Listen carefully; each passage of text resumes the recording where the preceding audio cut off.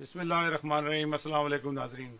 कोई साथ दे या ना दे, हम कश्मीरियों का साथ देंगे। हम आखिरी दम तक कश्मीर की हमायत करेंगे जब तक कि उनको आज़ादी मिल जाए। आज इमरान खान साहब ने कौम से खिताब किया और उसमें ऐलान किया कि हमें किसी की परवाह नहीं कि कोई हमारा साथ देता है दुनिया में या नहीं देता। पिछले दिनों 2 दिन पहले बल्कि नरेंद्र मोदी साहब को कुछ अरब ममालिक ने अब अपने कंट्री का सबसे बड़ा जो कौमी एजाज़ है वो दिया। वो क्यों दिया इसकी कोई समझ नहीं आई कि कोई ये मौका नहीं था। उधर कश्मीर में कत्लेआम हो रहा था और लोगों का अगवा हो रहा था, बच्चियों का अगवा हो रहा था और हमारे अरब मुल्क के लोग जो उनसे हैं वो उनको एजाज़ात दे रहे थे। ये बहुत अफसोस की बात है। बहरहाल इमरान खान साहब ने कहा ये उनके कौमी मसले हैं, लेकिन हमें इसकी कोई परवाह नहीं है और हम कश्मीरियों का जैसे भी होगा साथ देंगे। हम कोई कश्मीरी अगर सरहद पार करके मकबूजा कश्मीर में जाना चाहता है अपने भाइयों की मदद करने के लिए, हम उनका भी साथ देंगे। और ये साथ खाली इखलाकी नहीं होगा, हर तरह का साथ होगा। हमारी फौज भी तैयार है और दोनों न्यूक्लियर पावर्स हैं। इस बात का ख्याल जरूर आलमी ताकतों को रखना चाहिए और दूसरे ममालिक को रखना चाहिए कि ये हम किस तरफ जा रहे हैं, क्योंकि अब बातचीत के दरवाजे तकरीबन बंद हो गए हैं इंडिया के साथ। क्योंकि इंडिया ने जो हरकत की है, जो 370 और A35 को ख़त्म किया है, जिससे कश्मीरियों की आज़ादी बिल्कुल ख़त्म कर दी गई है, तो इसके बाद अब एक ही हल है। वो हल आप समझते हैं कि वो फौजी हल ही है कि आप कश्मीरियों की मदद करेंगे और या कश्मीर में जो भी कुछ होगा उसके अंदर कार्रवाई होगी। कश्मीरी अब मुत्तहद हैं और वो बाकायदा उनसे मुकाबला भी कर रहे हैं। उधर सदर ट्रंप की मुलाकात पेरिस में नरेंद्र मोदी साहब से हुई है। वहाँ पे जब प्रेस कॉन्फ्रेंस हुई तो उसमें भी सवाल किए गए, बल्कि सदर ट्रंप ने भी सवाल किया नरेंद्र मोदी से कि कश्मीर के बारे में। तो उन्होंने कहा जी ये जो मसला है ना, हमारा आपस का मसला है, ये तीनों कश्मीर का, कश्मीरियों का, पाकिस्तान और इंडिया का मसला है, हम इसे खुद तय करेंगे। उन्होंने कहा जी अगर तो आपका आपस का मसला था तो इसको तय कर लेना चाहिए था। तो उन्होंने कहा अगर आप जल्दी से इसको तय करें, नहीं होता तो फिर मैं इसको तय करूंगा। तो नरेंद्र मोदी साहब ने 2-3 जगह पे ऐसी हरकतें की कि जिससे लग रहा था कि वो इंतहाई परेशान थे। फिर उन्होंने हिंदी बोलना शुरू कर दी वहाँ पे ताकि ट्रंप साहब को समझ आए। बल्कि ट्रंप साहब ने उनको कहा भी आपको तो इंग्लिश आती है, आपने अचानक हिंदी क्यों बोलनी शुरू कर दी।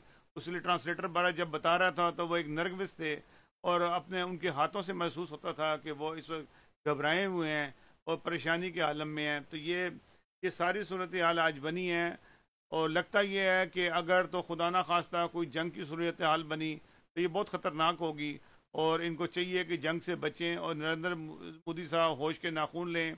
और उनको मैं तो ये समझता ज़ाती तौर पे हूँ कि इसके लिए एक सालिस ज़रूर होना चाहिए और ये फौरी तौर पे इसकी कार्रवाई होनी चाहिए। उन्होंने कहा कि 27 सितंबर को मैंने अक़वाम मुत्तहिदा में खिताब करना यूनाइटेड नेशन में, और उसके लिए भी तैयारी कर दी है कि आप जो भी एहतजाज कर सकते हैं दुनिया भर में वो होना चाहिए, ताकि दुनिया की नज़र जो सी है वो कश्मीर पे पड़े और कश्मीर के मजलूम अवाम पे पड़े ताकि उनको कोई राहत मिले। तो दूसरी तरफ मैं ये बात बताऊं कि पिछले दिनों जो इंडिया बार बार जो सर्जिकल स्ट्राइक करता है, कभी पाकिस्तान के इलाके में घुस जाता है, तो वहाँ पे देखा गया तो जब अभी एक पलटून पूरी पाकिस्तान के इलाके में घुस गई तो उन्होंने लेके पाकिस्तान के लोगों ने उनकी मरम्मत की थोड़ी सी, और मरम्मत करने के बाद उनको मेरा ख्याल है वापस भेज दिया है। तो ये उनको सिर्फ ये समझाना है कि आप खुदा का खौफ करें, बार बार ऐसी हरकतें ना करें। आपको वो ऐसा नहीं है कि आपको तफरीक है पाकिस्तान जब मर्जी घुस जाएं और आपको पाकिस्तान में कुछ कहा नहीं गया, एक आध दफ़ा तो बच के चले गए, लेकिन अब आप जो घुसे हैं तो आप सारे पकड़े गए हैं, फिर आप माफिया मांगते हैं और जूते खा रहे हैं वहाँ पे। तो ये नहायत अफसोस की बात है। कोई अब मैं समझता हूँ कि इंडिया की जो माएँ हैं उनको भी चाहिए कि अपने बच्चों को संभाल के रखें, और जिस तरीके से वो भेज रही हैं पाकिस्तानी वो जुल्म नहीं कर रहे, सिर्फ जूते लगा रहे हैं, इनको थोड़े से डंडे लगाए हैं ताकि आप आइंदा सरहद पार करके कोशिश ना करें, इनको छोड़ दिया गया होगा। तो नाजरीन इसके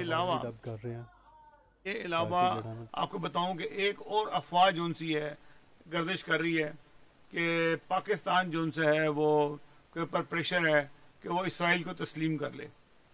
इसराइल को तस्लीम अगर करना होता तो सन 48 में कर लेते।